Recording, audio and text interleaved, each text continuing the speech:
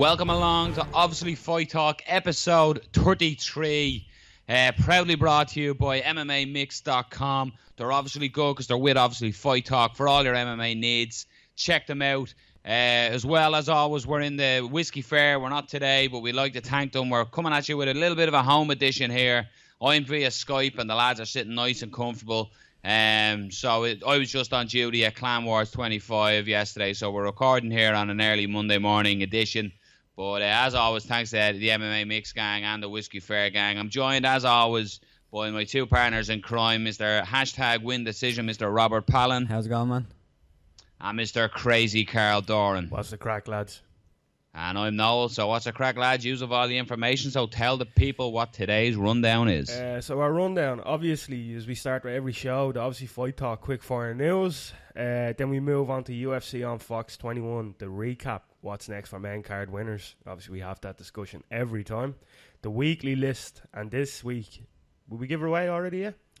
Yeah. Give it away the topic. So it's top 5 submissions in mixed martial arts history. And Noel knows nothing about this, exactly. as you can see by his face. Yeah. Don't know. That's news to me. Yeah. I know. Fuck's sake, bleeding away for one night and the show starts to fall apart. Like, you know? Yeah, what can I say? You know, I'm the glue that holds the fucking gig together. Yeah. Gig. Haven't heard that one in years. Yeah. And Anyway. then obviously we have UFC Fight Night 93 preview. So that's a rundown. So we move on to the quickfire news. Yeah. You have the bell. Yeah, read the question first. So Rory McDonald is officially a Bellator fighter. He signed with Bellator MMA last week after the UFC declined to match their offer. What do we think of the move? It's a big one. Obviously, it'd be bigger if Rory won his last fight. I think a little bit of disdain went out of Rory after that last fight. He didn't look phenomenal. He didn't look bad either. I think, Wonderboy is a great opponent. So, if you look bad against Wonderboy, it's not too bad. But, I still think it's probably the biggest free agent that Bellator have got so far. Ben Henderson was a big one, former champion, but he was on a bit of a skid. Even though Rory's on a bit of a skid, I think he's still at that age where we all expect him to get back to the title picture if he stayed with the UFC. So it's a huge signing.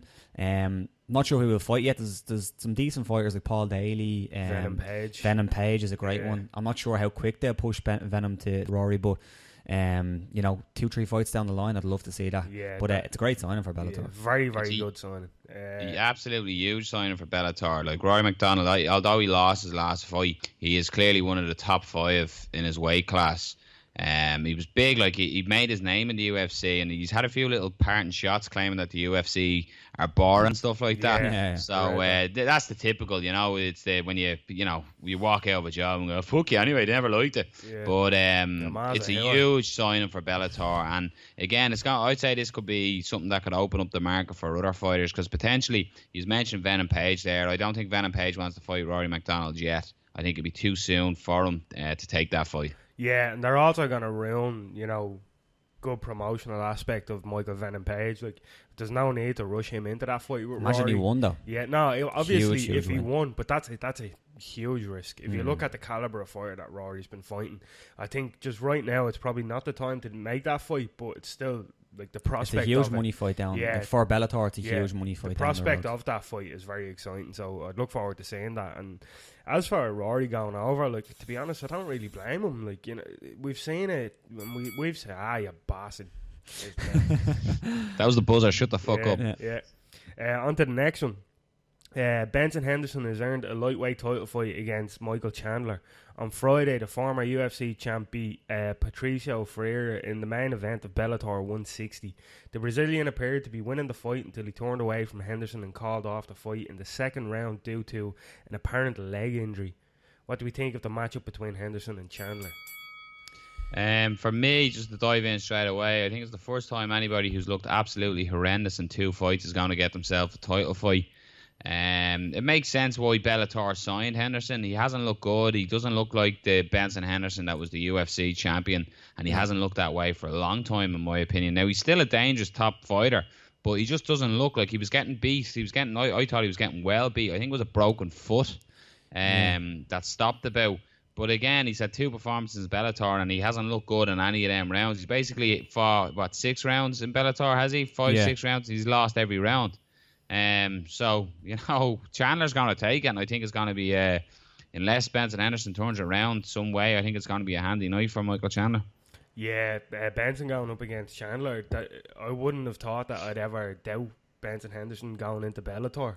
But, yeah, Michael Chandler's no fucking joke. Like, he's legit as it comes. He's probably, at the very least, in my opinion, other than Rory, he's their best mixed martial artist in their fucking promotion. I think Benson's in for a very, very rough night. And if Michael Chandler turns up like he did in his last fight, Jesus Christ, good luck. Like. Yeah, I think Chandler's still getting better. I think we know what we're getting with Benson Henderson at this point. He's good when he can get a decision, but when he's not probably the best finisher you'd see around. Yeah. But he's still a great fighter. I don't think we've seen the best of him just yet. But there's no gun. Yeah. But I think against Chandler, it's a dangerous fight because Chandler has a lot of power, and you're seeing against Pitbull, he was getting caught a couple of times, some big punches. So I don't know who I'd pick right now. I think I'd have to think about him more, but I think that's a very tough fight for him. Yeah, it's a very, very tough fight. It's just Benson hasn't looked great in a long time. Yeah, it's a tough fight. Very, very tough fight. Here we go. This is the bell. So on to next. Clan Wars took place last night, and in the main event, Paul Lawrence in his first bout since Cage Kings Dublin won 30-27 on all the judges' scorecards, putting in a dominant display with great boxing and clinch control, and moves to 3-0 as a professional. The card's co-main event seeing Legends MMA fighter Toig, that's a nice Dixon. That's a nice. Take Jeff Hummer Hall for the middleweight strap. In a great bout of technical ground transitions and scrambles, Dixon got the victory and the title in the third. What's that? Rear naked choke. Yeah, that's you and your spelling. That's Nolan's spelling. Yeah, beautiful. What I said choke. RNC. Nah, because third wood. What the fuck? Third word, a beautiful RNC submission. Are you typing on your phone now?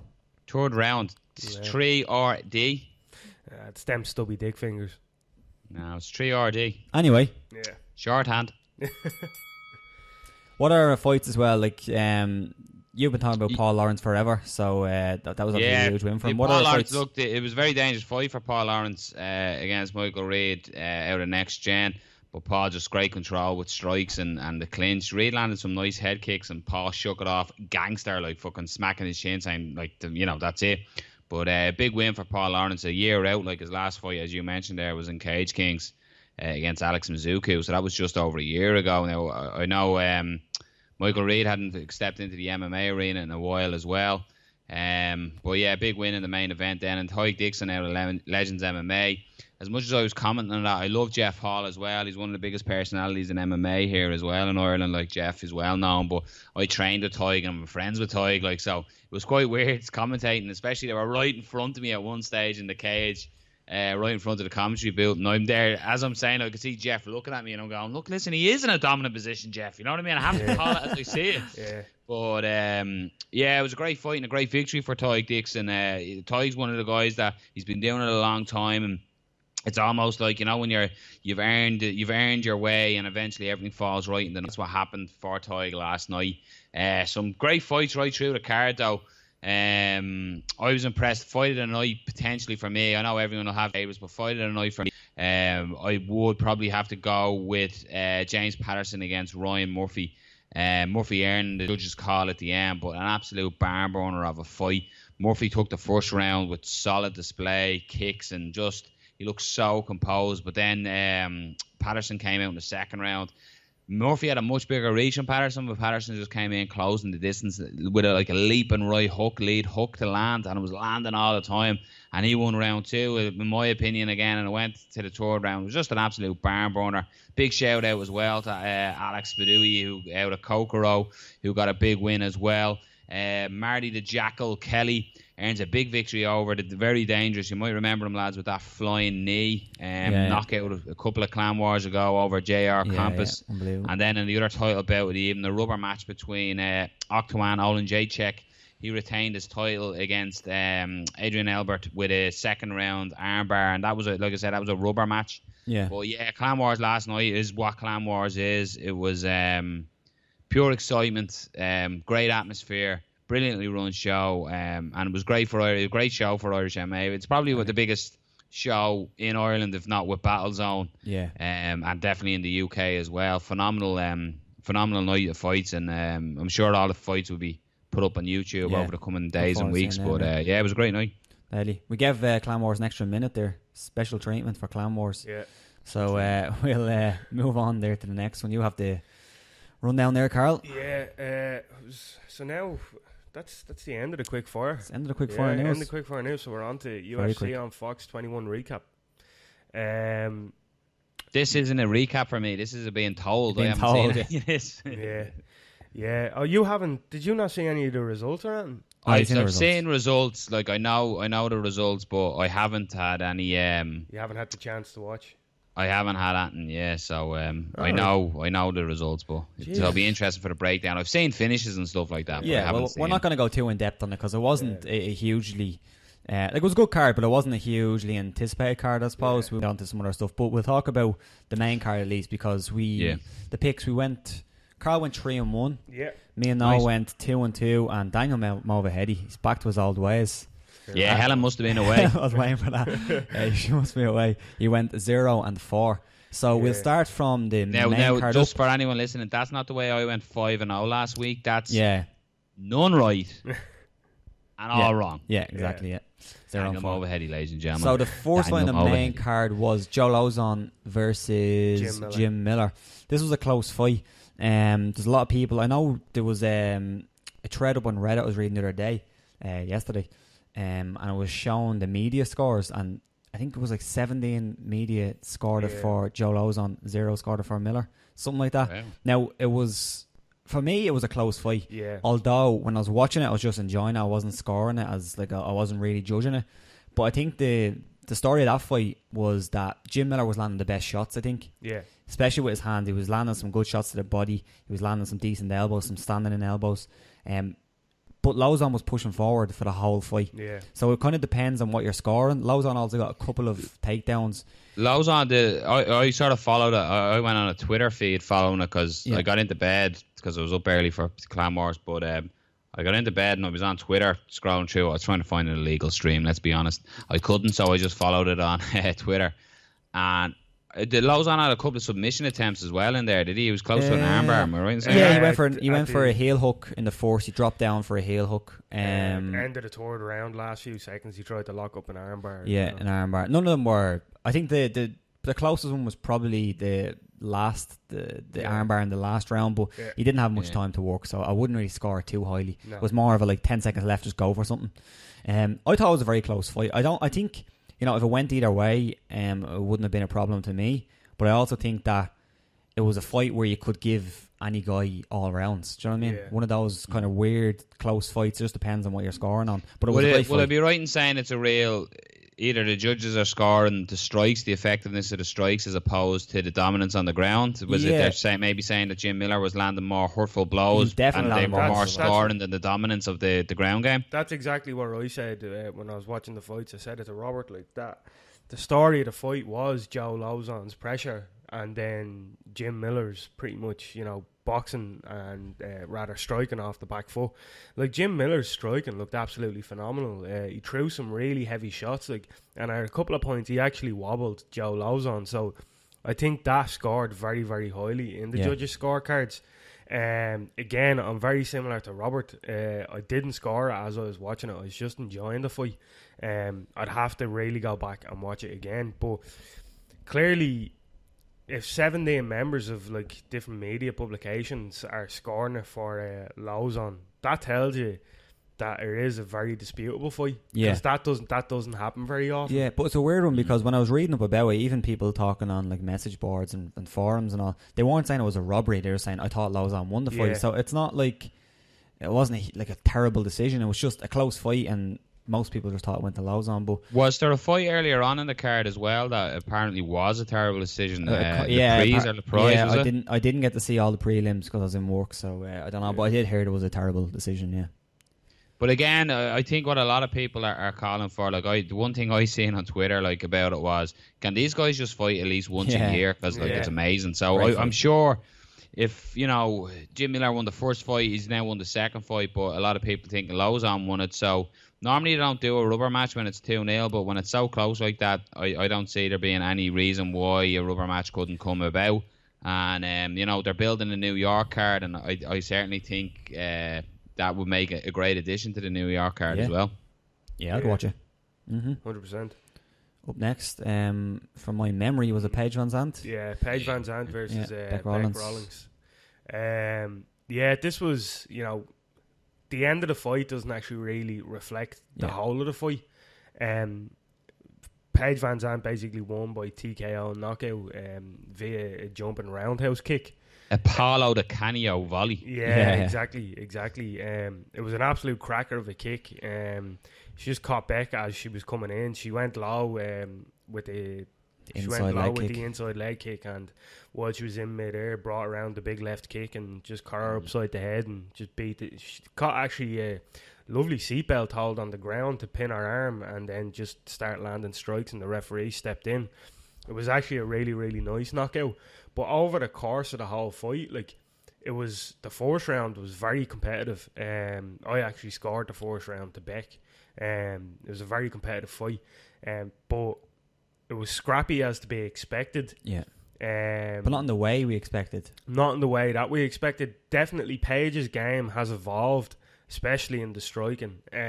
She was throwing kicks she didn't throw before. Her hands looked a lot better, but was still very raw, if that's the right word. Yeah, still very raw. She was throwing a lot of flashy kicks, but like her fundamentals didn't look like they were completely there. Yeah. Like she wasn't using a lot of, as you'd say, like normal fundamental strikes. It was all long kicks, kind of one punch. Beck didn't really throw much. It looked like Beck wasn't really expecting Paige to kind of just be circling her. Looks like she was expecting Paige to go in. Like, as everyone did, we all expected Paige to go in there and try grapple with her. She didn't. So I suppose that's shown a different part of our game. But the finish, though, the finish was lovely. I think you did see the finish, didn't you? I did, yeah. Yeah, that's why. I was gonna say there, you know, didn't tell the story of the fight, and I was gonna go, well, fuck you, I'm gonna do a Joe Duffy on it. I seen the finish and I thought it was fucking amazing, and Paige Van Zandt is, you know, I was gonna go that route. But I didn't see, so I haven't seen the story of the fight. I literally seen the 20-second video clip of it. But some finish, like a beautiful move to pull off. They're the sort of, when you talk to a fighter, they're the moves that, like, they'd love to do, like a show highlight reel finish like that, but very rarely they come off when you're in the cage or octagon. But yeah, nice finish. And what I liked about it when she done it as well, she followed up as well. Like she chased in, and as you said, Carl, tied her up and landed the shots to finish the fight. But yeah, look, from that end, you know, it was good to see Paige Van Zandt. Like, she hadn't been in there in a while. The last time she was in there, she took an absolute beating off Rose Namajunas. So it was great to see her back in there. She looked fresh, she looked happy. When I was watching the weigh-ins for it, I don't know if he's watched the weigh-ins, when they stared down, I thought Paige Van Zandt looked away real quick and was real, hey, to the crowd and all. And I thought, ooh, she looked like she sort of got psyched out a little bit there, because Rowlands was doing, you know, the angry face.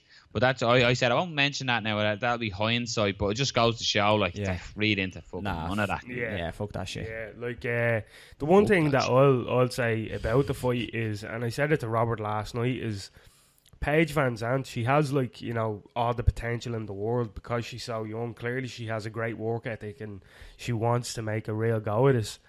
But just don't get overhyped on her because I don't want to go, oh geez, she's gonna be the next champion, she's gonna do this, she's gonna do that, like, you know, because we don't know that. Like, it's just there's so much that she's gonna have to learn, and like, it'd be great to watch her. Basically, like, I want to see her evolve, I want to see her go very far in the sport, like, but just, you know, the only thing I'd say there, Carlo, as well, though, like, and I know exactly what you were saying, but that division is so thin in a way that if you get 2 or 3 fights in a row, it sort of signifies title shot. Look at the champ, though. Imagine putting Paige Van Zandt in there where if you thought, that's what I mean. Like, so that's where the danger and how it's such a small pool, you know, Yeah, that exactly. if you string together the 2 or 3 victories, you are in title contendership. Like, You know, even, you look at like, Damian Maia, if like, you he's thought- 56, he's on a 56 win streak, like, and he still hasn't got a title shot. You know? Yeah, like if you thought that the beating that Paige Van Zandt took off Rose Namajunas was bad, put her in there with Joanna or It's- Gadella. It's gonna be worse. Like, yeah, Yeah. even Claudia, like, she's not quite there yet, and that's you know the pity about that division is Yeah, that it's so thin, and rightfully so, as you said. Now, string together a couple of wins, or even just 1 or 2 fucking impressive wins, and you're up there for a title shot. Yeah. She's such a good talent that she goes up there, she could just get fucking chewed up, and there's her confidence knocked again. Seeing how bad it was when she lost against Rose, like how long she was away from the sport for. Like if she loses against Joanna and like just puts an absolute beating on her, loses every single round, might be a 10-8 or so in there. What's to say she'd come back to the sport? She probably won't, like, you know, and you don't want to do that to someone that's so young with that amount of potential talent, like. So we'll see what happens anyway. Moving on, the co-main event was Anthony Pettis versus Charles Oliveira. Anthony Pettis picked up the win with a third round guillotine. Third round guillotine. I seen the finish. finish to this, but Yeah. I didn't see the fight. Yeah, the Pettis looked better than he has looked. It looked like he gassed a little bit in the second, but I think that's because he almost had Oliveira out there in the first. He landed a beautiful body kick and started landing on Oliveira. Oliveira, as usual, we know what we're getting with Oliveira. He's a good fighter, has decent striking. His ground game is very, very nice. But I thought it was interesting that Pettis didn't really he didn't disengage the grappling exchanges. He went in there, especially in the first. He was really trying to land some good shots in Oliveira's guard, trying to pass. I liked some of the stuff we saw with Pettis, but then we've still seen the similar things that we've seen with him at lightweight, where if he gets clinched up, he's not that urgent to get out of there. He'll kind of wait in there and try get away. And against the better guys, like if you put him in there against, say, a Frankie Edgar or a Chad Mendes even, it'd be difficult for him to kind of to do what he does. But he showed a little bit better footwork. His body kicks again. I love his body kicks. I like the way he wasn't afraid to throw it. Yeah. He probably has nice one finish. of the best body kicks in the UFC. Yeah, he almost folded Oliveira in the first round with one big body kick, but it was a nice finish. He put him to the mat and that, did he? With that body kick? No, he kind of just folded him a little bit, but Oliveira stayed on his feet, which fair play to him, because we've kind of said that Oliveira gets hurt a lot in his fights, to the head and to the body. So fair play to Oliveira for taking that, because there's not a lot of guys who could. But the finish was lovely, beautiful guillotine. It must have been very, very tight, because Oliveira tapped fairly quick, but you could see Oliveira was on his toes when Pettis took that in. So I'd say it was a very, very tight guillotine. It was a very nice win. Again, I didn't see the fight, so I can't really talk about the fight. But the only thing I'd say about it is that was a huge fight for Showtime Pettis. Like that, like the pressure that he must have been going into in that fight, from losing your title to being 3-0, was he? Yeah, 0-3. Yeah. And then going down to a new weight class and taking on like Oliveira, you know what I mean, is a legit fighter, like, you know what I mean? Top 10, There's no easy fights in the UFC, you know, but like that was a big pressure fight for Pettis. So the fact that he pulled off the victory was huge. Yeah. Like it was actually a very good fight. Like watching the whole fight, it was very competitive, and like just some of the shots that Pettis was landing, they were so fucking heavy. Like you were just sitting there holding your body, going like, Jesus Christ, it was horrible. But yeah, it was a great fight. Very fast pace. It was one of the fastest paced fights I've ever seen. Like to be fair, it was all over the octagon. They were back and forth from clinching to the grappling, just up and down. It was everywhere. It was absolutely brilliant fight to watch.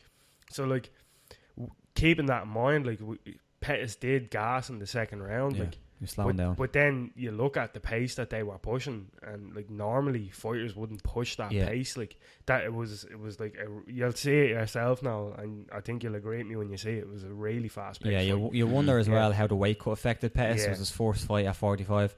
When I seen him at the weigh-ins, he did look a little bit gaunt. Yeah. But in the fight, I don't think he looked that bad. He looked fine when he was rehydrated. So maybe if he just adjusts that cut a little bit, it'll be fine for him. I'd like to see him still there, because like imagine first time getting down to that. Yeah, though, like imagine like a Anthony Pettis versus Max Holloway fight. Like that's beautiful. Yeah.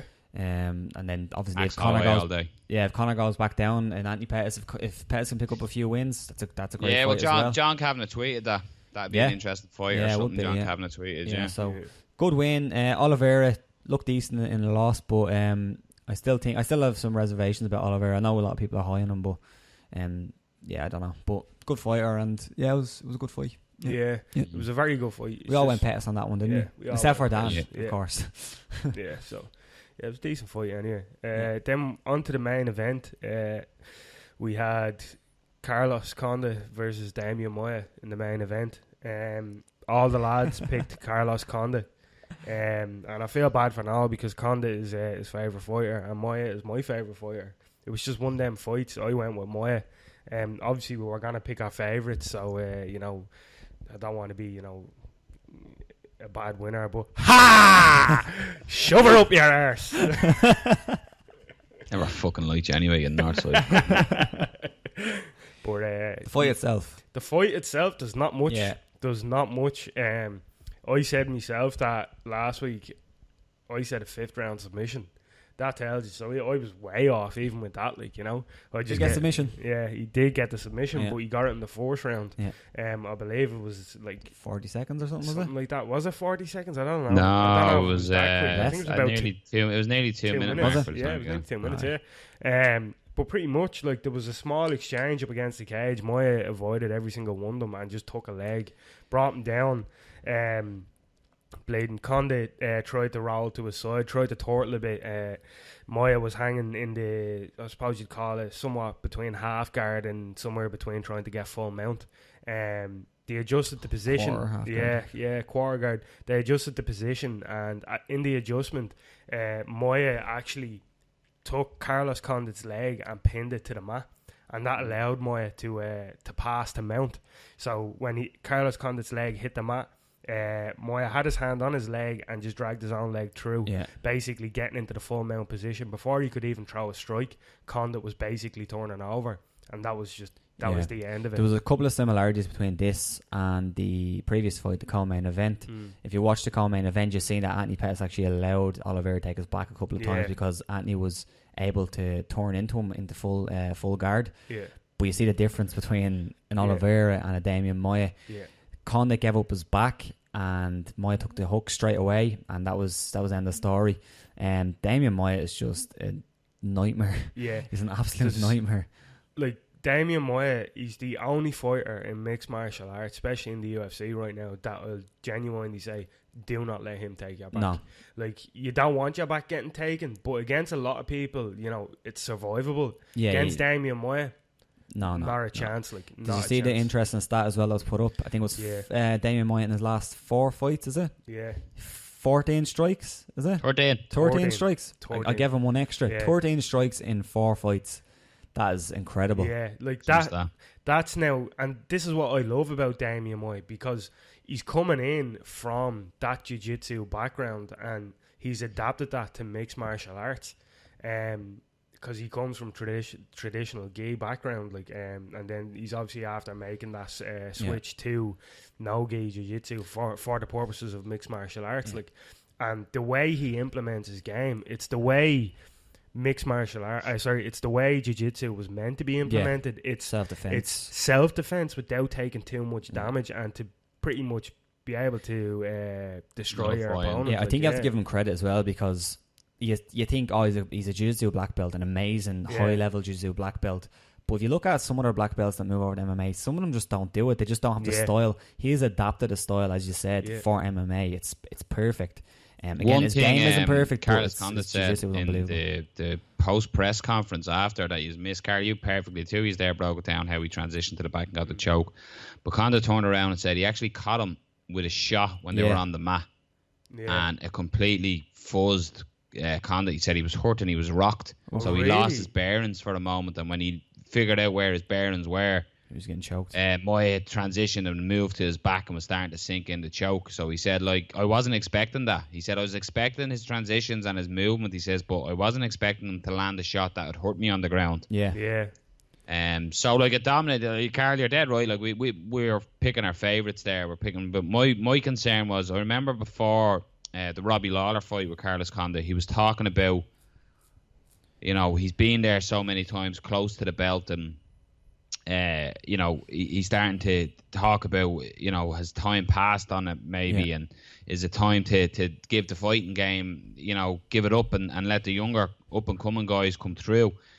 And when I remember when the Robbie Lawler fight came, when he had that mentality, I was a bit concerned. But then he went out and he had the fight that he had against Robbie Lawler, and I was like, that didn't really matter. But now we was speaking about this again in the post conference. Now I know after a victory, fighters are down and they might speak about it, but he was sort of saying he feels that maybe time has passed him by in this. That he was delighted. The pressure, he was saying, he's 10 years. He was saying at the top level of mixed martial arts, and the pressure to stay in that top 5 bracket and that high level is just so intense and so difficult. And you could tell it was like he almost had his mind outside the game. It's decided that if he'd lost this fight that he'd be calling it a day. So that's a weird angle to come at when you're going in potentially for a number 1 contendership fight, that you're thinking, well, if I lose this, I'm gone.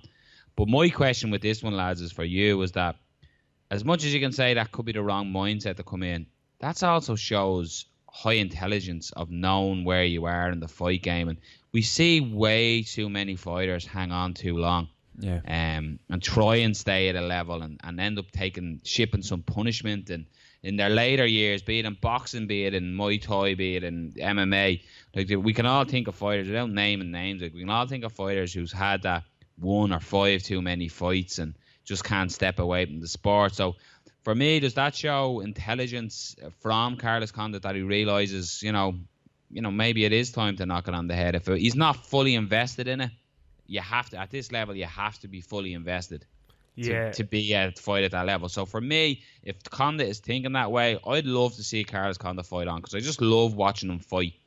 But if his mindset is that, I think it shows a definite intelligence to move away from it. So what's your opinions on that? I'd agree with you. Like, mixed martial arts at an amateur level, it has to be pretty much everything. Imagine what that's like at a professional level. That's your life. Everything else gets put on standby, including your family. Like, you know what I mean? Like Carlos Condit, I know he has children. Like, and he's training probably 3 times a day. Getting fit, ready for his camp, then going to camp, getting ready for the fight, all this stuff, traveling around the world, doing all the pressers. Like, that's all encompassing. There can't be anything else in your life, you know what I mean? So for him, he's always been a very intelligent fighter now, and he strikes me as a very intelligent person. Like, and I think you're right, like that. He's saying to himself now, well, if I can't compete at the highest level, I still have me senses, I still have my thought processes, my brain, everything is perfectly fine there. Is it not time to call it a day and spend some time with his family and enjoy the money that he's earned? You know what I mean? I think if he feels that he's not going to win a title and that he wants to win that title but he's not going to get there, then he should probably, at the very least, call it a day for a while, 6 months to a year, and see how he feels then. But he's coming off a loss, he's hurting. You have to understand how painful a loss is for a fighter. I think Carlos, he obviously doesn't need my advice, but really should go home. Give me your advice, Carl. Should just go home and have a chat with his family. Just go home. Take some time out and see how he feels in a week or two. And if that fire is still there, you don't want to be forced away from the sport. If the fire is still there, then see how you feel. Like if you look at his last defeats have been to Damian Maia, who's at the moment is on an absolute tear. How many win streak is that now for Damian Maia? 6 in a row. Right, so you've Damian Maia. Before that, his last defeat was to Robbie Lawler. That was for the title. And before that, his last defeat, as much as it was more of an injury, was to the current champion, Tyrone Woodley. Yeah. So he's not losing fights that he should be winning. You know what I mean? It's not.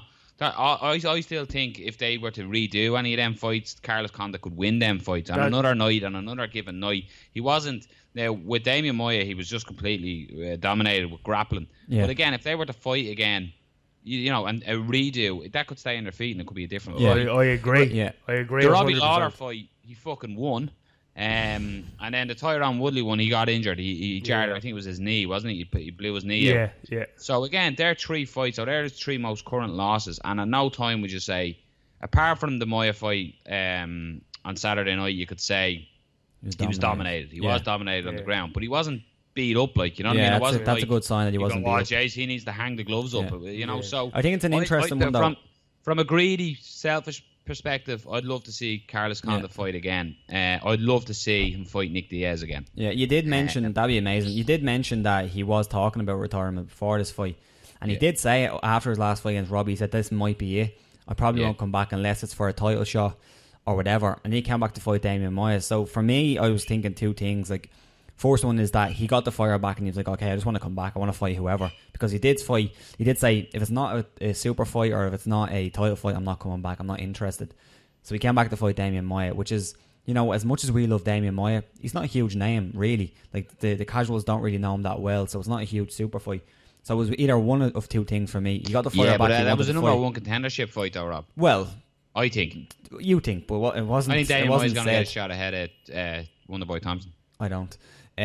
But I think one of two things. One, he got the fire back, he wanted to come back. Or two, he was just saying, okay, give me a fight. Let me do a training camp. Let me see how I feel. Let me see how I do. And maybe that was it. Maybe he went out and said, I want to do a training camp. I want to go in and fight, see how I feel, see if I can win, see if I can compete at this high level. And maybe when he lost, he got dominated. He's thinking, maybe it's not for me. Maybe I'm done. It'd be sad, but maybe that's it. Yeah. Could be wrong, but, you know, that's... Well, the one point I'd say about it is if that is constantly in his mind, is this for me, is this for me, he should knock it on the head. Yeah. Like I said, selfish point of view, I'd love to see him fight Nick Diaz again. But amazing, apart from that, because Nick Diaz moaned that he ran in that fight, he didn't. He picked Nick Diaz apart on the back foot. If you fight on the back foot and you're backing someone and you're counter striking, you're landing shots and moving, that's not running. That's called intelligent fighting. The fucking Diaz's always make excuses. They do me head in. Come here, though. On the Diaz note, they have to have a UFC 209 in Stockton, don't they? Yeah. Fairness, can you imagine? Just fucking no water bottles or Monster Energy cans allowed at the show. Anyway, but good main event, great win for Damian. Before we move, he's done a breakdown as well with Grace. Saying that, It was very short, but it was nice. Just kind of showed how he took the back and stuff. Yeah, it was deadly. Next for everybody. So you were saying Damian Maia gets the title shot next? Yes, because it was I think over so. Thompson, or is he gonna wait? Do you what say again? Over Thompson, or is he gonna wait? Over Thompson. Over Thompson. I think especially if they do a Brazilian card. Is there a Brilliant card scheduled soon? I'm not sure. I think Wonder Boy gets the nod. Yeah, I think he does. So who's next from Maia? Is he gonna Don't wait? get out about Wonder Boy's last fight though against Rory McDonald, saying it was boring. I'm just saying what the people are saying, not what I thought. But I think he has a bit of a bigger reputation than Maia. Oh no, he does. Even after last night. For some reason, it's seen as more exciting. But like Damian Maia is finishing and beating I people don't. up I don't. people. Yeah, I don't disagree with you. Don't get me He's wrong. He's like MC Hammer in the octagon. Yeah, don't. Can't touch this dude. Yeah. 13 strikes and 4 fights for fuck's sake. Jokes. Yeah. Don't get me wrong. I hope Maia gets the nod over Thompson. Maia's my favourite fighter, like, so I hope he does. Who's your favourite fighter though, Carl? You haven't mentioned so far on this episode. Sage, no, CM Punk. Yeah, CM Punk. Yeah, him and Nick and Nate Diaz. But I hope Maia gets the nod. But I think it'd be Wonder Boy. I think just marketability, stylistically, and everything else that the UFC want is pretty much in that fight. You have the big power puncher against the flashy kicks guy. And one thing I'd say, just nudging in on you and being obnoxiously rude, is Damian Maia said it himself. He said, "Look, Wonder Boy's a young lad. I'm an old lad. So time is not by Damian Maia's side again the title show." Yeah. Well, in a perfect world, it would be Damian Maia first or Wonder Boy first, and then the next one second, and you just wait. But it's not always like that. Stuff happens. To go down Carl's ridiculous thought process, they should have a 3-way title match. Yeah. 3 of them get in the cage and fight. Yeah. But I'm gonna go with that. What about the co-main event? Pettis. What's next for Pettis? He's gonna fight someone. Yeah, Frankie Edgar. Nah, I wouldn't give him that fight. I wouldn't give it. Frank's coming off a loss. Nah, he needs a bit of a gradual build-up, in my opinion. He needs maybe a Dennis Bermudez. I think it's a tough fight for him as well, but it's, Bermudez has lost in the past. Like, obviously, Frank Edgar's lost in the past, but he's on a bit of a run. I'd like that fight. Yeah. What about fucking... It's after slipped me mind. Who do you? I'll think about it. Who do you think? Jeremy Stevens. Jeremy Stevens. That could be a very good fight, actually. Yeah, There's plenty of matchups. That's a rematch. That's a rematch. Yeah. There is plenty of matchups down there. Max Holloway was also mentioned, but I think Max Holloway should be. I think Max Holloway will be fighting Jose Aldo if Conor doesn't go back to 145. Yeah, that's agree. what I think. I agree with you. I can't remember the chap's name. Featherweight. Yeah, I can't remember his name. Lamas. Yeah, Ricardo Lamas. That's where I was. That's a good fight. Yeah. Yeah, Ricardo Lamas. Just because they're both fighters that have kind of, need a bit of a rebuild. Exactly. Yeah, they're both in rebuild mode. So I think that could be a reason to keep them away from each other. Could be. There's some good fights at featherweight for Pettis though. But what about? I think Edgar makes sense because they're both dropped down from 55 as champions.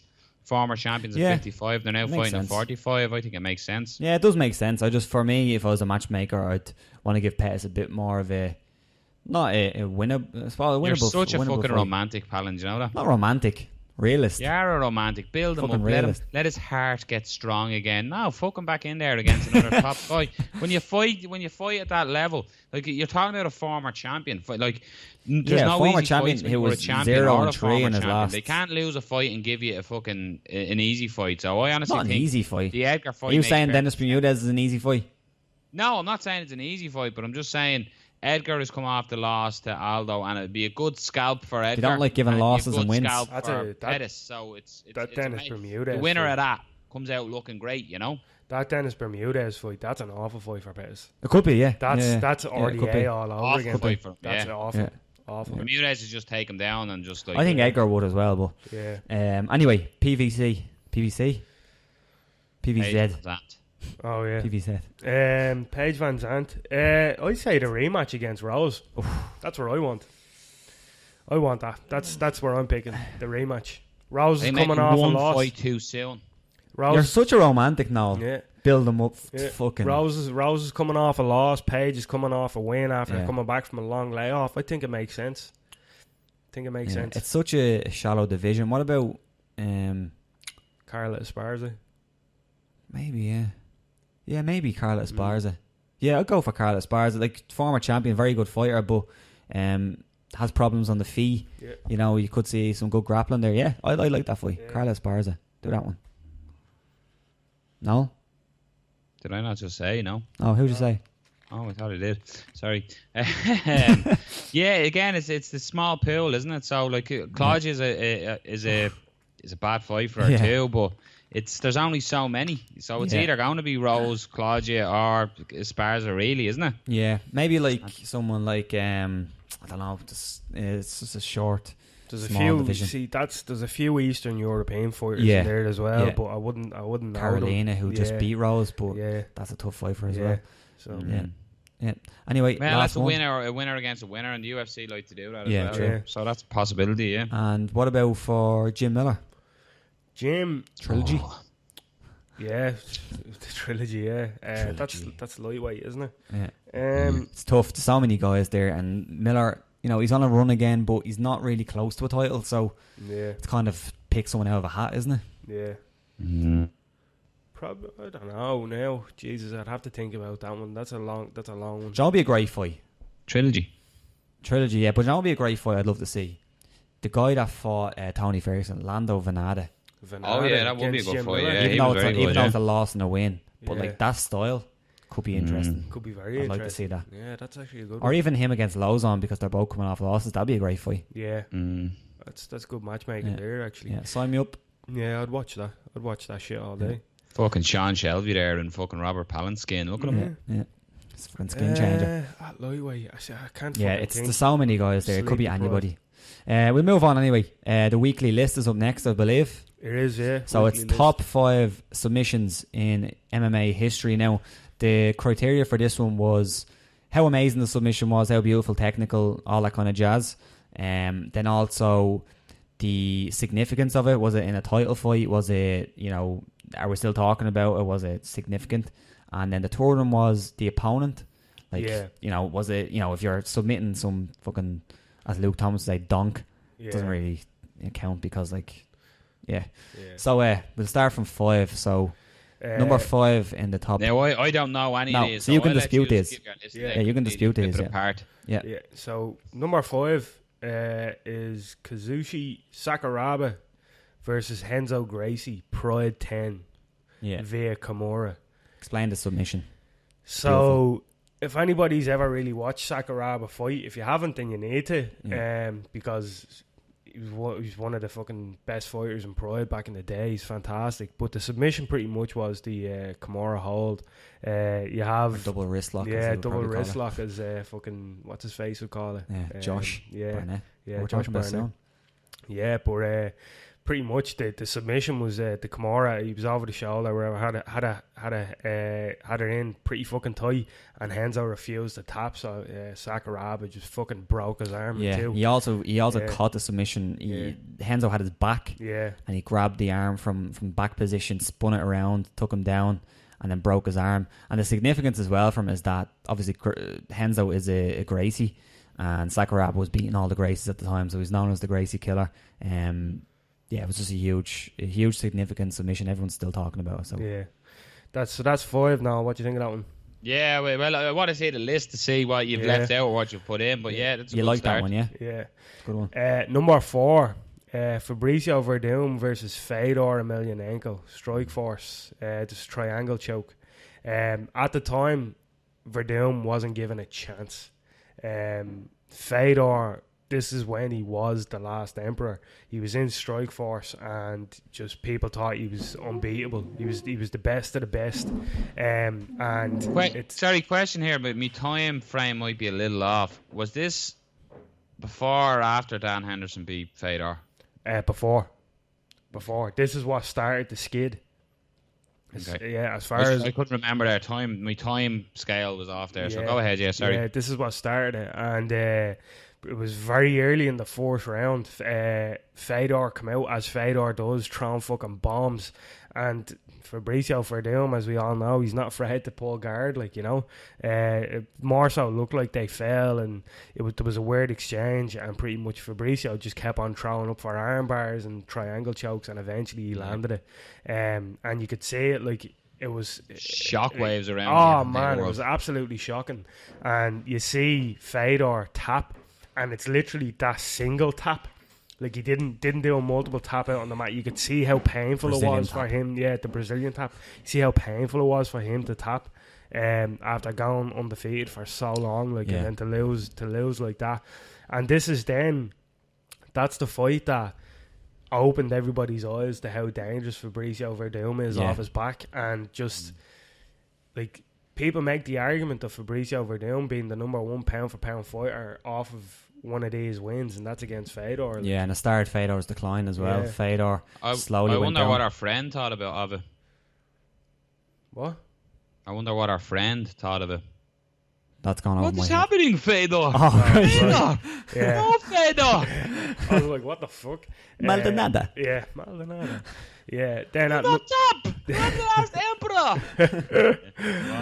That was huge. I knew that would be on the list at some point, so it's interesting that it's on number 4, because that sent like proper shockwaves. That broke the veil of mystique and undefeatability in Fedor, Number 3 then is actually harkening back to UFC 56.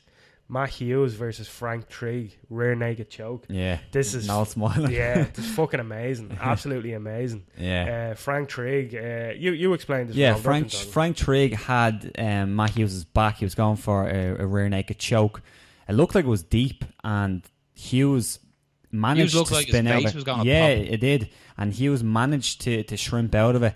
Got him up against the cage, picked him up, ran across the cage to the other side, dropped him.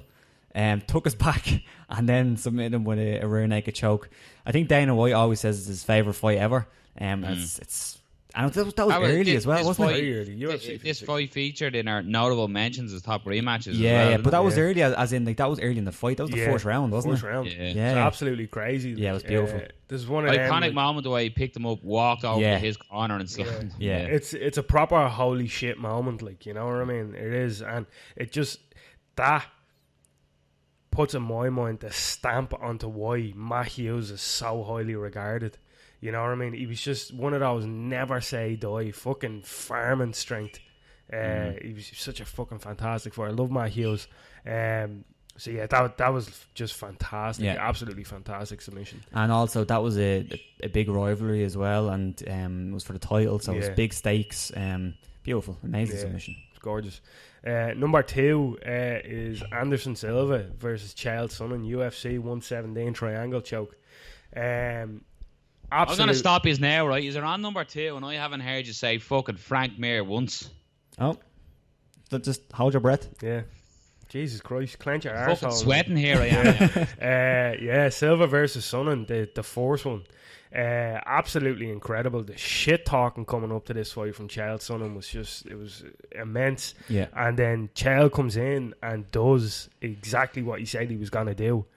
And just fucking dominates Silva for the next 5 rounds. Just puts a beating on him. Absolute beating on him. It's just a grappling and wrestling clinic from Chael Sonnen in that fight. Just took away everything Anderson had on the feet. And then the last 2 minutes of the 5th round, Anderson throws up the haymaker, the Hail Mary, and just 30 catches seconds it. left, wasn't it? 2 minutes. 2 minutes left. 2 minutes left. Yeah. Like 1 minute something.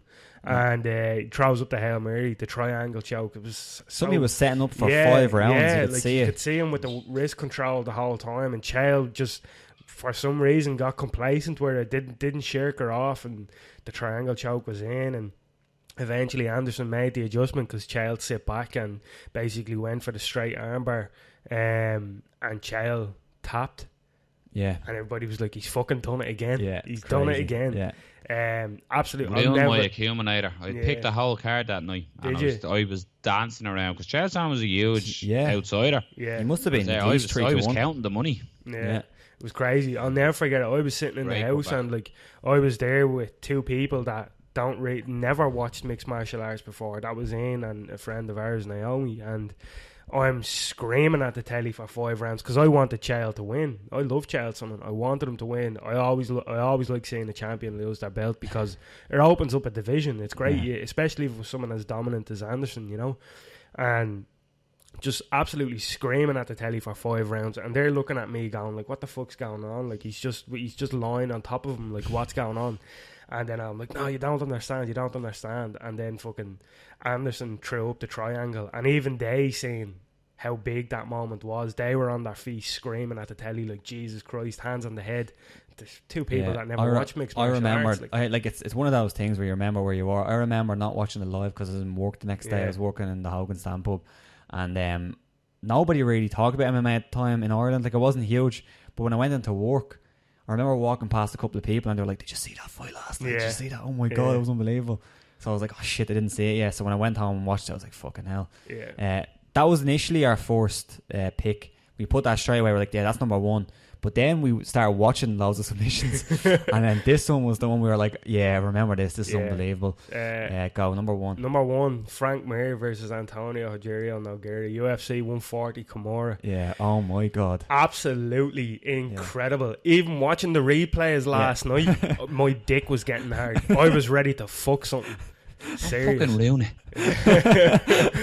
You're doing so well. That tells you this fight just gets me excited, man. Yeah. Absolutely incredible. Yeah. Just the the fact that they're heavyweights, you don't usually see transitions like that. It was just incredible. Had everything. Incredible. Yeah, it was beautiful. It was so initially Frank Mir was in a guillotine. Yeah. So he was getting guillotined. Looked like it was deep enough. Spun out of it. Before that as well, though, Rob, Frank Mir was rocked. He was rocked. Nogueira landed some heavy strikes up against the cage, and Mir literally fell into the guillotine. Yeah, fell into the guillotine, and then he spun out, kind of similar to the one that Conor done against Chad. Yes. And the one against Diaz, but then got caught.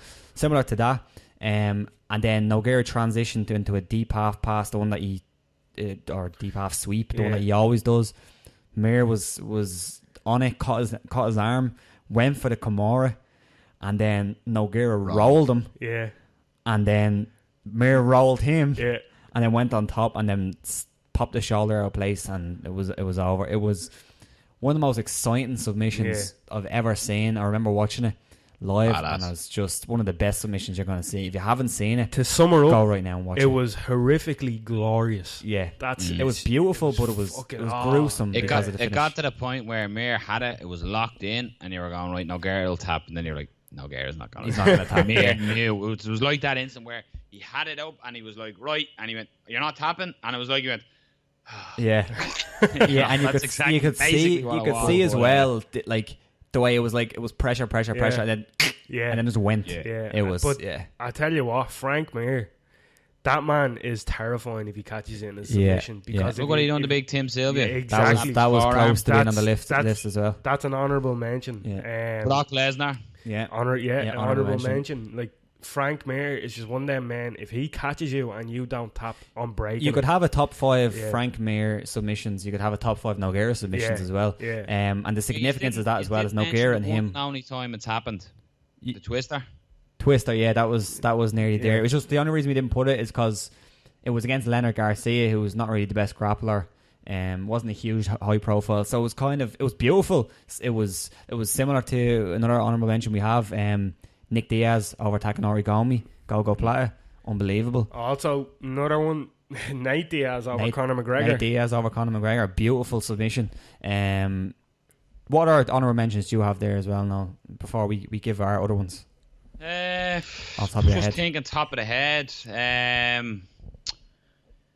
Jesus, you've really thrown me because I wasn't even aware of the list. We have one there. Think recent. Recent women. Oh, you could see, Misha Tate pulling it out of the that was one 5th round. Ronda Rousey, it's just the armbar queen. You could literally do a Ronda Rousey armbar. Yeah, Ronda Rousey was on the list at one point. We had Ronda Rousey over Misha Tate in Strikeforce, the arm break. That was on the list preliminary, and took it off. I'm trying to just think of some great submissions from back in the day, because there's been so many, like between like you go back to the early days, like with Hoist Gracie and all, you know what I mean? Like there's some serious potential, but I know the category years ago, like another great comeback win submission was Brock Lesnar against Shane Carwin. Yeah, actually, forgot about that. He got absolutely dominated in the first round and comes out and finishes him with a head and arm triangle. Like that was phenomenal by Brock Lesnar. And I'm not the biggest Brock Lesnar fan. What about John Jones when he put Machida against the cage? That's there. BJ Penn has numerous finishes. You could do a whole BJ fucking top 5 list, and that could sound wrong if you were going our weekly top 5 BJ list. Misconstrued completely. But there's been so many world class submissions that people will literally be screaming at whatever. We'll pop off some honourable mentions there. So the honourable mentions: Misha Tate versus Holly Holm, as you said. No, John Jones versus Machida, Nick Diaz versus Gomi, Hoist Gracie versus Dan Severn. That was shocking at the time. People were looking at the size difference, didn't really understand what was going on. Hoist Gracie gets a win via triangle choke. First triangle in the UFC as well at that point. Frank Mir versus Tim Sylvia. Ronda Rousey versus Misha Tate, the arm break. Verdum versus Cain Velasquez. That was shocking. Cain, people would say he's the most dominant heavyweight champion that there is, but unfortunately through injury and then through lack of cardio lost that fight. Gracie versus Shamrock won, of course. I believe that was a rear naked choke. Tomi Amada versus Jorge Masvidal. That was the fucking swinging pendulum of death. Thing. Yeah, the reverse triangle. Nate Diaz obviously over Conor. Sakuraba versus Renzo Gracie. We have that there actually. Frank Mir versus Lesnar won, and the man who this list is actually in honour of, Damian Maia versus Chael Sonnen, mounted triangle. He's an honourable mention in his own dedicated list. That tells you. But he has so many submissions, it's just expected from him. But that one was fucking incredible. Yeah, it was beautiful. That's incredible. That was early as well. It was fourth round, wasn't it? Went for a takedown, reverse. Very early. And then that was it. There was one more, but I was against Cor Pellegrino, Nate Diaz with the that one. That was beautiful. I love that. I couldn't remember who he fought. Yeah, I think it was Cor Pellegrino. Who was that against? Where he gave him he flipped the board at him while he had him in the triangle choke. Well, that's the top 5 I knew. So go through the top 5 one more time before we move on. Top 5 from 5 to 1. Kazuki Sakuraba versus Renzo Gracie, Kimura. Fabricio Verdum versus Fedor Emelianenko at number 4. Number 3, Matt Hughes versus Frank Trigg. Number 2, Anderson Silva versus Chael Sonnen. And number 1, Frank Mir versus Antonio Rogerio Nogueira. So disagree, agree, whatever. Yeah. Type down below. Yeah, I think he's done a good list now. If Frank Mir wasn't in that list, he would have had me just slating the whole entire list. Yeah. But no, good list. And again, like everyone, it depends what your sauce is. You know what I mean? If you like a garlic dip, you like a spicy sauce, the spicy sauce. People might differ on that. But yeah, good strong list. Well done. Sound. So we'll move on to the next card, and I don't think we've done a whole lot of research on this one, but we're going to jump in because some good fights on the card. We know most of the guys, so we're going to jump in to this card. I'm actually going to try pull up on this TV if I can. We'll have Noel in the corner, but it's a UFC Fight Night 93. That's yeah, UFC Fight Night 93. Yeah, the name. Yeah, and it's in where is it? Is it in Sweden? Hamburg. It's in Hamburg. So you can see I'm very prepared for this one, and it's headlined by Josh Barnett against Andrei Arlovski. A bit of a throwback to the old days. Who thought that in 2016 we'd have a UFC main event headlined by Andrei Arlovski and Josh Barnett? I did. Did you think it? No, didn't think so. So we'll try to get this card up. Yeah. Fucking internet's acting the bollocks again. See, Virgin Media, Virgin Media, yeah. Fuck the white Do it, Noel. You went on a rant. They're gone. Are they gone? Fuck Virgin Media. They're gone. They're out of here. We got on. My TV's been acting up for 3 fucking days. It was acting up. Now it's back. It's working now, but it's the final straw and all. They got rid of BT, the price they fucking charge, and then the shit fucking service. So I got onto them, we back and forth. I sent them some of the greatest things ever. I sent them your man was coming back to me with, sorry, he sent him a picture of me screen. Said, I'm really sorry. So I sent him a picture of Bill Cosby saying, see you later, bud. And then he was like, sorry to hear you're thinking of leaving. I said, the days of thinking are gone. I says, I am gone, but we shared some wonderful moments over the last 8 years and showed them, sent a picture of Conor McGregor knocking out Jose Aldo. But so I've gone to Sky. Yeah. I'm paying $29.50 a month, and I'm getting a free telly out of it too. Are you? Yeah. What telly? The deal you got, I think it was like a 36-inch LCD really? TV. That's very strange. From Jeremy Bassett. Yeah. So you get the LCD. You have a telly, TV, don't you? You get your package, and then I'm going to get the internet off as well, which I think is an extra 30 or 40 quid. Yeah.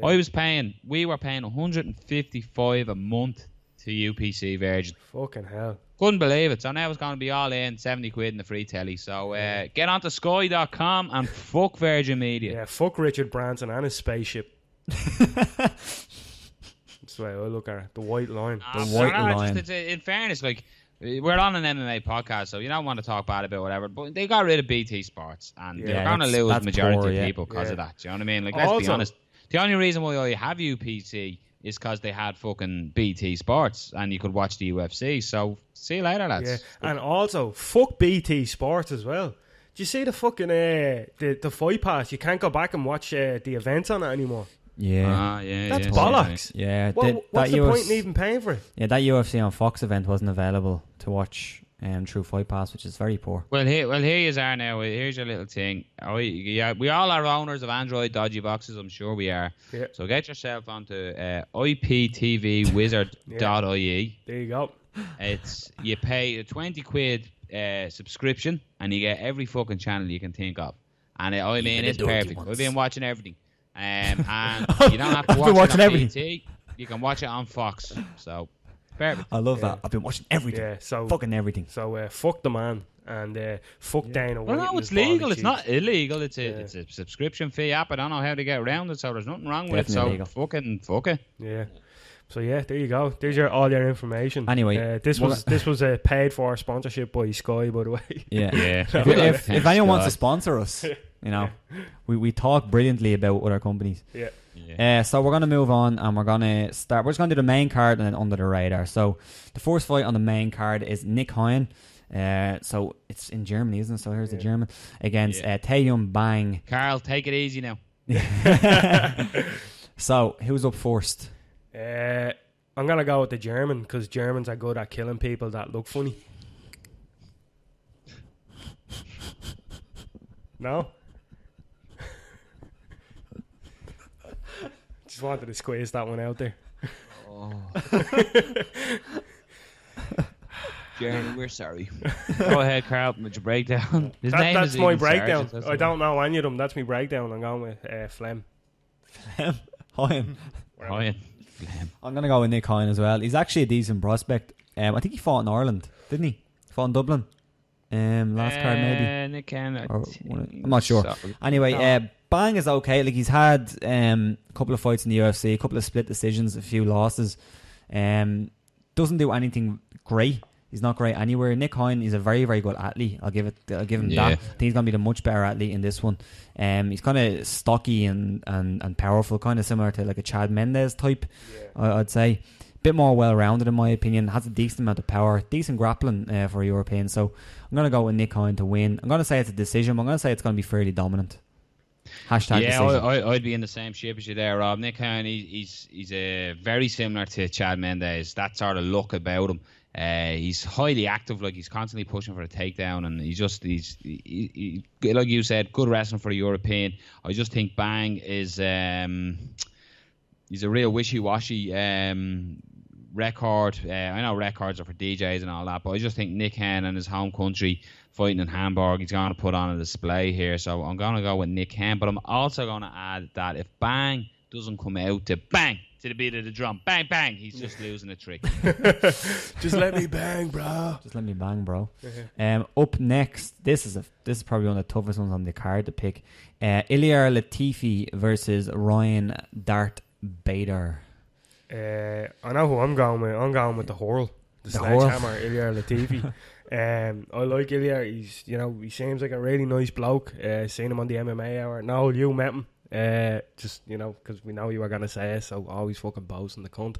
I think Bader is on the skid, to be honest with you. Like, Bader is a gatekeeper. I don't know if Latifi will ever be a champion, to be fair, but I just like Latifi, you know what I mean? There's something about him. He's similar in terms of the bout fighters. They're very similar in styles. I'd say Bader is probably the better wrestler. Technical better wrestler. He's probably the better wrestler, but I think Ilir can do enough to, snub that takedown, or at the very least, Ilir could take down Bader. You know what I mean? Like, Latifi's wrestling is pretty fucking good as well. He's no slouch, like, and then there's a reason why they call him the sledgehammer. Look at the man; his hands are fucking gigantic. If he connects, you're going out. His past few performances, Latifi they haven't been phenomenal. He's never been that fighter to come in and just fucking wreck people. I'd love to see him do that. But he's been slowly but surely working his way up the division. And you know what? I'm going to go with Latifi. I'm not overly fond of Ryan Bader. Like, I'm sure he's a nice person or whatever, but in terms of his actual fighting ability, he's decent. He's that gatekeeper now, you know what I mean? Yeah. So I'm gonna go with Latifi. Yeah, like with Latifi, like you said that he doesn't win. Like, his last 3 or 4 fights, apart from his last one, that was a decision. He got 3 knockouts in the first, I believe. Yeah. So he does have it in him, and Ryan Bader can get hit, especially like when Ryan Bader can't get a takedown. Sometimes he gets a little bit desperate. Yeah, he starts kind of reaching for takedowns and stuff. Now, I'm not sure with this one because Bader is a very good grappler. So I'm not sure if Latifi will be able to stay on the feet. I think if it goes late, I'd probably favour Bader. But early, I think if Latifi can land something. Now, I'm not comparing Latifi to Anthony Johnson, but Anthony Johnson caught Bader with something. It was a nice strike in the first and finished him. So I think if it goes like that and Latifi can land something big because he has big power, he might be able to win. But I just think if Latifi doesn't start well, I think Bader can take over. But I'm going to go with Latifi to win because I think he's going to catch him with something early. And I think it's going to be a finish. I think it's going to be a finish in the force for Latifi, surprisingly. Yeah. Again, I think the blueprint here is Ryan Bader not to stay standing. Carl, you were saying he's Latifi. Rob sort of nailed his record there more so. Like you were saying, I say this the way, same with Tyrone Woodley. He sort of has that explosiveness about him. Yeah. Like in Dublin that night, he absolutely they had to take his opponent's head down off the top of the fucking tree arena. Like, he literally lifted him off the floor with his shots. And Latifi's just that berserker power in him and explosiveness. So I think the game plan for Bader is to try and use Latifi's explosions and aggression against them and counter it by changing levels and getting the takedown. Now, again, I think it's going to be hard to get Latifi down in round 1 because he's so explosive and strong. He'd fight it off. Yeah. So, again, Bader, he's more technical. He has a knockout punch in him, but you've seen him where he fights certain guys that are similar style fighters, and that when it sort of nullifies one or it doesn't go great from the fight that stands out for me for that was when Tito Ortiz, when he fought Tito Ortiz and Tito Ortiz beat him.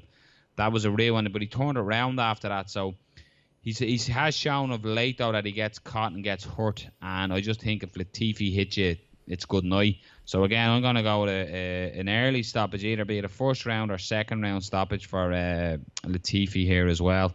But I do think if Bader is going to win the fight, his path to victory will be avoiding the big shots and getting it to the ground and tiring out the big man. Yeah. Or I should say the bigger man. The bigger man, yeah. Up next, on the main card, Alexander Gustafsson makes his return, the mauler against Jan Blachowicz. So for me, this is if Alexander Gustafsson was active at the moment, I think this is a fairly straightforward pick for Gustafsson.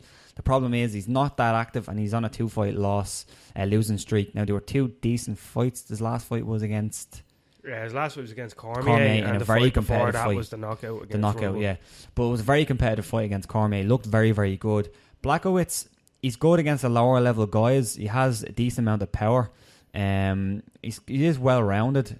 He done okay against Jimmy Manoa. Manoa just had a whole lot more power and kind of more technical ability in there on the feet, and I think that's the way this one's going to go. I think Gustafsson's going to be able to keep it technical, and he's going to be able to get the win. I don't think he's going to finish him early, but I do think it's going to be a late finish. I think he's going to finish him in the 3rd. But just the kind of asterisk is that he's not active at the moment, so that's the only problem I'd have with it. I again, me and you, Rob, we're sailing buddies. I'm on the same boat as you again here. Gustafsson, for me, he hasn't been active, but his last defeats have been against the number 1 of the champion and the number 1 guy. So obviously that's taken away John Jones. His greatest performance in his career was against John Jones, and I think he found it hard to sort of repeat that when he came up against Rumble, obviously in Sweden as well. I think that was where he got hurt at home. Yeah, and he sort of questioned. This would be my one thing here, is that Gustafsson sort of spoke about retirement after that fight. I don't know if he's remembered that, but he spoke about maybe he doesn't belong. So that's where my one fear will come from. But apart from that, Alex Gustafsson is one of the best fighters in the division. If he fights long, he's got the reach advantage. Not all that. As much as the reach shows 79, 78, he just fights longer. Yeah. And I think if he does that, he'll work it, and I think he'll get him finished and he'll get him out of there in the 2nd round. I just love Gustafsson. I love his style of fighting, the way he fights long. He's so technical, and then when it goes to the ground, he has great transitions on the mat as well. But I just think he's going to keep it standing, and he'll pick him apart. And the accumulation of damage will lead to going to the ground and finishing him with elbows with a TKO. Yeah, I don't know if I really need to break it down anymore. You've pretty much broken it down pretty well there now. Yeah, I think Alex really does need to gauge his distance. He knows how to use distance very well, especially if you've seen his fight against John Jones, who's like a very awkward opponent. And like the fight that he had with John, albeit it was a long time ago now, but it shows the sort of talent that Alex has, and I think Alex truly knows what it's like to be tested. Yeah. And I don't know if Blachowicz has that in him. So I think Alex will win the fight, but we're gonna see a different Alex come back in this fight. I don't know if he'll be his usual self. I think after 2 losses, I think he'd be very reserved. I'm gonna say Alex will win, but it'll be by decision. And I think, as you said, now it'll be all about that range and who controls it the best. Yeah, you just need to avoid getting hit early, I think, as well. Exactly. Similar to Anthony Johnson. Exactly. So moving on to the main event of the evening, we have Andrei Arlovski versus Josh Barnett. So Noel, I believe you're up. This is a throwback. As you were saying, Rob, it really is. It's like a blast from the past here. For me, Arlovski had a great resurgence in his career. He's come up against it again. It's no disrespect. It's when he fights that I wouldn't even call them the lower level guys, but when they're guys who aren't going to be potential champions, I think is a sort of a kinder way of saying it. Maybe. Yeah. He's shined. He's been on the end of some serious knockouts as well lately, both receiving and giving them. Barnett, for me, I'm gonna go with Josh Barnett here because I think Barnett will close the distance, use his wrestling, as they say, and close the distance and make it a dirty dogfight. And I just think that's Barnett's style to make it dirty, pick Arlovski up, gas him out, put him on his arse, pick him up if he stands back up, lands the dirty shots on the ground in the clinch, and pick Arlovski apart that way. But Arlovski, coming from his side, he has that one-strike knockout ability that can end the fight.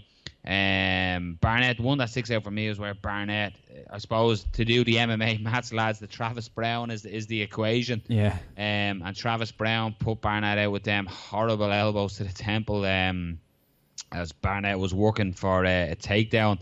So Barnett obviously is coming off the loss to Ben Rothwell, getting choked out, and you don't normally see that. But before that, he beat Roy Nelson, he has the longevity in there. So I just think Barnett is going to make this like the War Master or the War. That's what it is, War Master, isn't it? War Master. Yeah. The War Master. He's going to embrace the grind here, make it a really dirty fight, make it a hard fight for Arlovski by being in his face, landing all them dirty little shots, little trips, little slams, and just go back to the Barnett old school style. Hopefully he comes out wearing Speedos and everything and does the old Josh Barnett way. Yeah. But I'm going to go Josh Barnett, and I think he'll tire him out and he could finish him. I'm going to go round 2, Barnett, to get the job done, actually. Yeah. Very nice. I'm going with Barnett myself, simply because I fucking love Josh Barnett. The man can cut a promo, love him to bits. But yeah, the one thing that you can say about Arlovski here is if he tags Josh, it's very, very dangerous. Yeah. Josh just can't give him that chance, you know what I mean? And I think as the fight goes on, there's going to be less and less of those chances coming up with Josh tiring him out. And that's what I love about Josh Barnett. He's a very intelligent person. He's not afraid to turn the fight into that fucking gruel and grind, especially his style, that catch wrestling style. It's very, and Josh, his grappling is very top heavy. He's very heavy when he's on top. He fucking just puts all his weight on you and grinds on you, and I think that's gonna be big trouble for Arlovski in this fight. But Josh does need to be careful, especially in that clinch range, because Arlovski, he's known as a boxer, but his clinch is nasty. He has some of that. He has filthy knees. Like, his knees are horrible. Very, very devastating striker. But Josh, for sure, definitely take it to the ground. Uses catch wrestling. Just stay heavy. And I'd say over the course of the fight, Josh will start wearing him down. And I'm going to say Josh Barnett to win by double wrist lock in the 4th round, as Josh would call it. So yeah, I'm going with the War. I love the way he's both. Noel was like on the dirty, and then Carl was on the, what were you on? Filthy. The filthy. So I'm gonna go next. Josh Barnett's ground game is disgusting. It's fucking disgusting. Shitty. It's just fucking shitty. No, it's in a good way though. I'm gonna go with Josh Barnett as well. Andrei's coming off 2 knockout losses. I think when Andrei was outside the UFC, people kind of were saying that maybe his chin is gone. I think when he got back into the UFC, he's shown that it's not quite gone, but now he has another 2 knockout losses on his record back to back, so I don't think that's good for him. Yeah, the heavyweight division though, no matter who you are, exactly. 4-ounce gloves hit that shit. Exactly. Now again, early, if as you said, if Andrei can land something early, it could be good night, especially considering what happened to Josh Barnett against Travis Brown. I just hope for for Barnett, for me pick, that he doesn't get into that position where Andrei can land those elbows, because he's working with Greg Jackson, who he has some good striking coaches there, like Brandon. Just losing me now. Obviously Wink, and then can't remember Brandon's name, whatever his name is, the striking coach. But he's a very good striker, so he has a lot of unorthodox stuff. So I'm sure they've been working on stuff like that, because Josh does get himself into those clinch positions. So for him, if he gets caught in something like that, then it could be game over. But I'm going to go for Josh Barnett to win, a grind and win. But I think he is going to finish him by submission late. But I think it's going to be a grind and fight up till probably the 4th or 5th round. I'm going to go Josh Barnett to win by a rear naked choke in the 4th. RNC. Yeah. Nice. Yep. So next then on that card, we actually have our under the radar picks, and I think I'll go first because I think we're all thinking the same thing, and I'm nicking yours a fight. I'm going Peter Sabata versus Nicholas Dalby. That's a good fight. Yeah. That's my under the radar. Yeah, I like that fight. Dalby's a good prospect. Yeah, it could be a very good fight. That I like Dalby. Seeing him fight there, he actually hasn't fought in a little while, but his last fight he looked really well. He's a good fighter. It's a good fight to have on the undercard. I like it. Yeah, I'm gonna go with Jason Ari against Jim Wallhead, just because I like Jim Wallhead. It's about time he got a shot in the UFC. He's been on the UK scene for a long time. Good fighter. Good judo, as they call him, judo Jim Wallhead. So I'm looking forward to seeing how he does in the UFC. Good fighter. Not like he's not going to be champion, but he's a good fighter, and he's a good guy to have in the ranks. So I'm going to go with that one.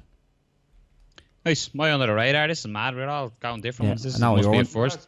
I'm going with Scott Askham versus Jack the Joker Hemerson. Both of these fighters, one's 14-2, that's Askham, and 13-2 is Hemerson, and both of them have TKOs and knockout wins on the record. Share similar records, would have fought on the same scenes quite a lot, both European. You have the Englishman versus the Swedishman. And I just think it's got all the potential of an absolute barn burner of a fight. Both of them are finishers. Now, they have gone to decisions as well, but both of them are finishers, and they've got highlight reel knockouts and finishes. And I just think it's the 3rd fight of the night on Fight Pass, and I just think this for me could be the proper, as much as we go under the radar, I think this could be the popular surprise fight of the night. I think it has that potential, and I'm delighted none of you popped it. And I just think, looking at the records, looking at their finishes, when you look back, it really does have great potential for a highlight finish either side. Great fight. I thought you might have went with the Rustam Khabilov fight against Leandro Silva. That was my other pick. So that's another one to look out for. Khabilov's obviously a really, really good fighter. That's the last fight Norman Park had in the UFC, as far as I remember, before he was out. I think it's a good fight for him. Leandro Silva is a decent fighter, but I don't think he's to the level of Khabilov, but we'll see anyway. But yeah, some decent fights on the card. Good main card, I think.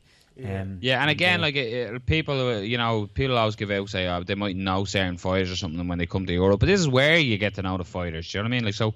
So watch the fights, enjoy it. You know what I mean? You might get to see someone that you'll start to watch in the future. You know what I mean? So So we call it a day. Carl's very, very tired over there. Yeah, as you can see. Now, just before you start knocking on the head as well, there, not to forget, upcoming next week we're gonna have a little bit of a special next week as well. Hopefully we'll have a lot of Bama fighters, because Bama is getting close, gentlemen. But a big one is we have Battlezone Fighting Championship going down next Saturday. I'm just trying to. I'm terrible at remembering where it is. But it's basically all the IMAF trials and everything are going down as well on it. So it's going to be a stacked card. Battlezone 16. It's I just have the information here. Sorry, I just want to get it. So it's in the September the 3rd in the Trinity Sports Centre, and that's in Donamead. Doors are at 7 p.m. Your tickets are £25. It's going to be a great night of fights out there. Like we said, the IMMA trials, European trials. So the Irish lads are going to be fighting for their position on the team.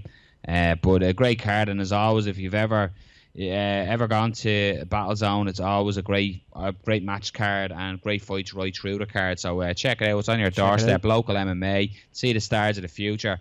The likes of everyone has sort of followed on it. The likes of all the local lads that are coming up through the scene that are now knocking on the door of shows of BAMA and UFC have all fought on Battlezone. And again, it's a great show run by Team Rhino and Andy Ryan out there. So again, like I said, Trinity Centre there, Donamead, get out there, £25 a ticket. Sure, what else would you be doing of a Saturday? Will you be there now? I actually won't. You Ironically, won't? All right. I won't be. I have it's my mother-in-law's birthday, so All right. Fair enough. not available. But yeah, a great night of fights, and I'm sure, like the world as well, MMA Connect will probably be live streaming it as well. So if you can't make it, check that out. But go and support it, and get out and support the local lads. Great show. Yeah. Lovely. So thanks to Whiskey Fair, even though we're not there this week, we'll be there next week hopefully. Thanks to me gaff for hosting us today. Thanks to MMA Mix for posting up everything that we do and promoting the show and all that stuff. And that's just about it. As well, I done a little day in a life for Clan Wars 25. It's just me basically walking around. I don't know what's there. I have to edit it, so we'll stick that out during the week as well. Yeah, and make sure you find us on Facebook and Twitter and Instagram, and subscribe to us on YouTube because it really helps. And like the video, share the video, all that stuff. And we'll see you next week. Deadly. Well done. Safe home.